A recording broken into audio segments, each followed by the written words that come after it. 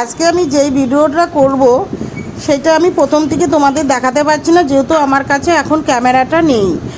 আমি ভেটকি মাছের পিলে কিনে নিয়ে এসেছি, ভালো করে ধুয়ে নিয়েছি।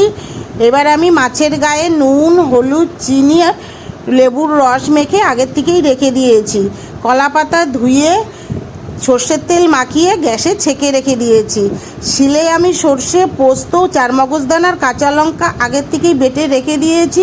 এবার আমার ক্যামেরা চলে এসছে, এবার বাকি ভিডিওটা তোমাদের দেখাবো। মাছের গায়ে আমি মশলাটা বেটে নিয়েছি, সেটা দিয়ে দিয়েছি।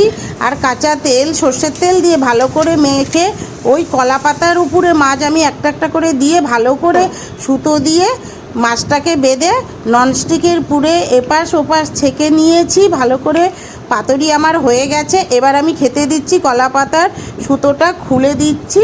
এই যে তোমরা দেখো আমার ভেটকি মাছের পাতুরি।